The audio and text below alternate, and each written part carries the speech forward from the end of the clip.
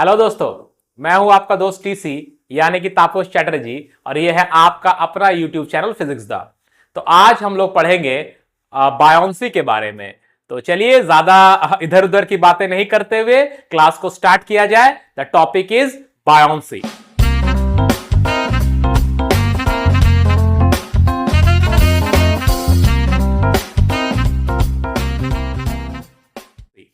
तो देखिए, आप लोगों ने इस इमेज को देखिए। इस इमेज में क्या है कि पानी है, मतलब वाटर में एक ऑब्जेक्ट को प्लेस किया गया है।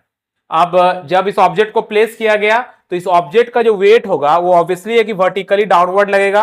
अर्थ हर एक ऑब्जेक्ट को एक फोर्स से अपनी तरफ खींचता है जिसे हम लोग वेट कहते हैं, और उसका डायरेक्शन हमेशा वर्टिकली डाउनवर्ड रहता है। ठीक है, तो ये जो वाटर है, ये वाटर भी एक फोर्स लगाएगा इस ऑब्जेक्ट पर, और वो फोर्स वर्टिकली अपवर्ड बिल्कुल वेट के ऑपोजिट डायरेक्शन में लगेगा। तो इस फोर्स को हम लोग कहते हैं बायोंड फोर्स या अप थ्रस्ट। और ये जो पूरी प्रक्रिया है, ये जो पूरा फेनोमेना है, इसको हम लोग कहते हैं बायोंसी। तो देखिए दोस्तों, इसमें होता क्या है? इसमें होता है कि अगर आपने एक कोई कंटेनर लिया जैसा कि वहां दिखाया जा रहा है, और इस कंटेनर में कोई लिक्विड है, मान लेते हैं कि वाटर ही है जो कि सबसे इजीली अवेलेबल लिक्विड है, और इसमें एक ऑब्जेक्ट को जब हम लोग प्लेस करते हैं तो क्या होता है कि इस ऑब्जेक्ट का जो वेट है वो वर्टिकली डाउनवर्ड लगता है, दैट इज डब्ल्यू। मान लेते हैं वर्टिकली डाउनवर्ड जो लग रहा है वेट, दैट इज डब्ल्यू।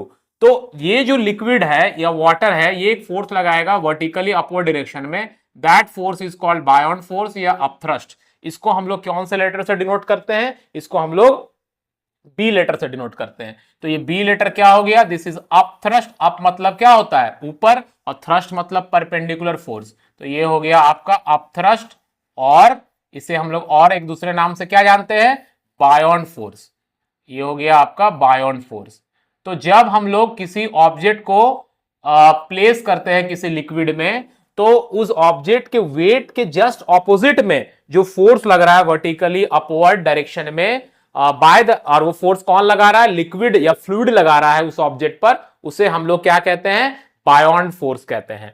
ठीक है, तो यहां पर एक चीज देखिए, इसका मतलब अगर इस ऑब्जेक्ट का weight of this object, weight of object अगर हम लोग बात करें इन एयर, मतलब लिक्विड के अंदर नहीं, हवा में, इन एयर, मान लेते हैं कि उसका वेट है W1। ठीक है, एयर में इसका वेट है W1। अब लिक्विड के अंदर अगर इसका वेट हम लोग कैलकुलेट कर रहे हैं, तो weight of object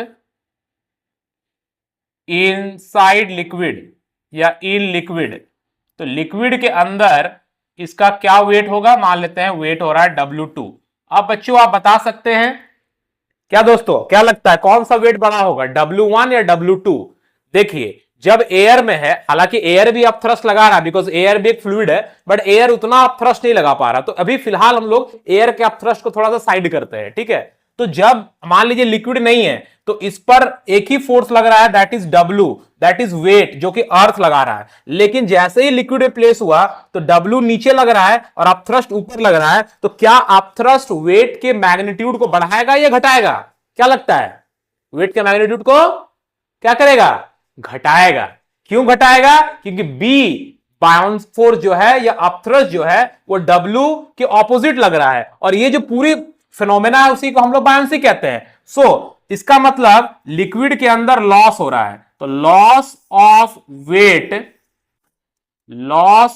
wait in liquid, liquid में कितना लॉस हो रहा है? W1 माइनस W2 का लॉस हो रहा है। और ये लॉस क्यों हो रहा है दोस्तों? ये लॉस हो रहा है इस बायोंड फोर्स के कारण, क्योंकि एक्चुअल वेट उसका क्या है? W1 है, और बायोंड फोर्स कितना लग रहा है? B लग रहा है। तो नेट फोर्स कितना हो जाएगा? नेट फोर्स कितना हो जाएगा? नेट फोर्स हम लोग न्यूटन्स लॉज ऑफ मोशन में पढ़े थे। नेट फोर्स क्या हो जाएगा? नेट फोर्स हो जाएगा W1, यहां पे ले रहे हैं हम लोग W1 minus B, this is the net force.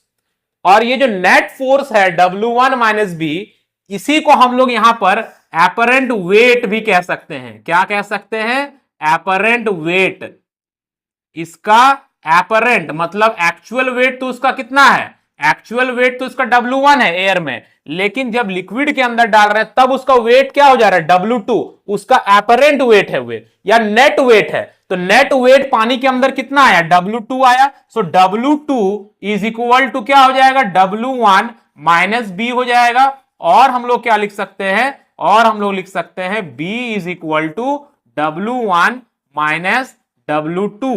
इसका मतलब बायोन फोर्स कैसे कैलकुलेट होगा, बायोन फोर्स कैलकुलेट करने के लिए या अपथ्रस्ट के वैल्यू को कैलकुलेट करने के लिए हम लोग को W1 माइनस W2 करना होगा। W1 क्या है दोस्तों, वेट इन एयर या उसका एक्चुअल वेट, और W2 क्या है, W2 है जब लिक्विड में आपने उसको डाला उस समय उसका वेट कितना आ रहा है, that is W2, that is the weight inside water. उसका जो डिफरेंस आएगा, मतलब जो लॉस हो रहा है वेट का, वही क्या है, वही अपथ्रस्ट के इक्वल हो रहा है। तो फिर से एक बार हम लोग डिस्कस कर ले, जब हम लोग किसी चीज को किसी लिक्विड में प्लेस करते हैं तो उस ऑब्जेक्ट का वेट जो कि वर्टिकली डाउनवर्ड लगता है, उसके एग्जैक्टली ऑपोजिट डायरेक्शन में एक फोर्स लगता है वर्टिकली अपवर्ड डायरेक्शन में, उसे हम लोग बायोन फोर्स या अपथ्रस्ट कहते हैं। और इस फिनोमेना को हम लोग बायोंसी कहते हैं। इस पर एक बहुत ही फेमस साइंटिस्ट आर्किमिडीज का एक प्रिंसिपल आता है, जिसको हम लोग नेक्स्ट वीडियो में पढ़ेंगे। बहुत ही इंटरेस्टिंग प्रिंसिपल है आर्किमिडीज साहब का, नहाते नहाते उन्होंने इसको खोज लिया और उसी से हम लोग फिर बायोन फोर्स को कैलकुलेट भी करेंगे। तो हमारे साथ जुड़े हुए रहिए और हमारे चैनल को सब्सक्राइब कर लीजिए। नेक्स्ट वीडियो में हम लोग पढ़ेंगे अबाउट आर्किमिडीज प्रिंसिपल। मिलते हैं नेक्स्ट वीडियो में दोस्तों, बाय।